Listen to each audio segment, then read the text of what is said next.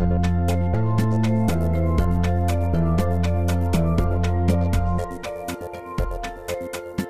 m'appelle Jean-Yves François et actuellement je suis en phase de création d'une activité.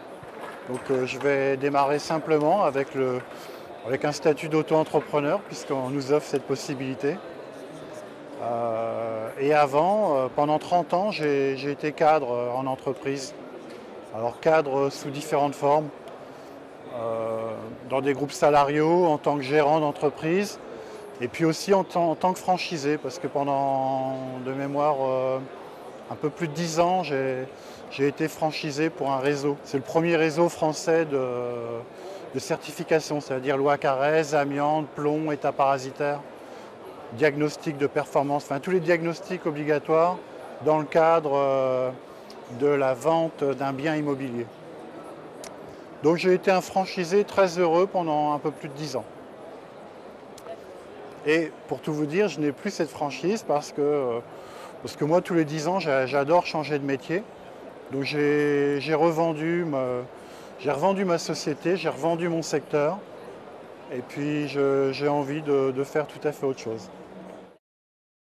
J'ai dû faire en 12 ans, je ne sais pas, à peu près 7000 expertises, aucun litige. Et aucun litige parce que le réseau était là tous les jours pour me dire attention, tel décret va être modifié, ou alors la jurisprudence nous a fait savoir que... Enfin en gros, j'ai vite découvert que si j'avais fait ce métier en tant qu'indépendant, j'allais directement au casse-pipe. Et que... Alors j'avais à reverser, parce que c'est le principe de la franchise, il y a un droit d'entrée souvent, et puis ensuite des royalties à reverser. C'était 5% du chiffre d'affaires hors taxe, plus après 1% qui a été rajouté pour la communication, la pub. Donc au total 6% du chiffre d'affaires.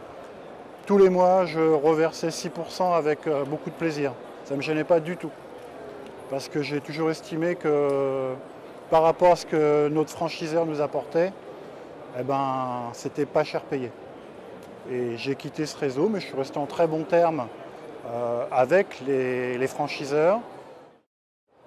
Une réunion tous les 2 mois, retrouver d'autres franchisés, d'autres régions, comparer nos résultats, nos méthodes, tirer les enseignements des autres collègues. Enfin, en gros, je ne sais pas si c'est réel dans tous les réseaux, mais nous, on était extrêmement soudés. Moi, j'avais ouvert ma franchise à Rennes. J'avais acheté à la base tout le département Ille-et-Vilaine. Et comme j'étais un des premiers en Bretagne, j'ai formé sur 2-3 jours des dizaines d'autres franchisés qui ont acheté à Saint-Malo, à Dinard, au Mans, à Vannes. Ça, c'est pas du tout rétribué, mais c'est sur la base du volontariat. Mais moi, j'ai estimé quand je suis entré dans le réseau qu'il y a des gens qui m'ont aidé, d'autres. Donc j'ai rendu l'appareil et ça, c'est vraiment quelque chose qui est très fort dans les réseaux qui fonctionnent. Alors il faut bien choisir son réseau parce qu'un réseau qui fonctionne, ça doit aller dans les deux sens. Le franchiseur, il n'est pas là que pour se gaver et se remplir ses poches de franchiseur. Donc il vend quelque chose, mais il faut qu'il y ait réellement un vrai service en retour.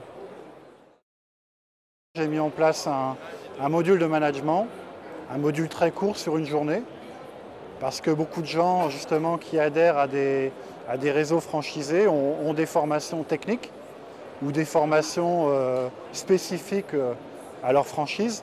Par contre, ils n'ont en général aucune formation de management et ils commencent à recruter une personne, 2 personnes, 3, 5 personnes.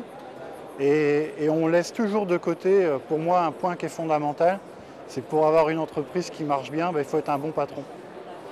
Et rien qu'en une journée, moi je propose mon module pour faire gagner beaucoup de temps au départ. Et puis certainement si on gagne en efficacité, si on est un chef aimé, les résultats sont bien meilleurs.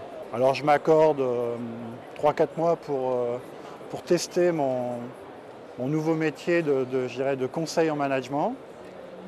Et puis si je ne pense pas, je ne le souhaite pas, mais si je vais vers un échec, peut-être que je me retournerai de nouveau sur la franchise. C'est une solution qui peut rester toujours envisageable.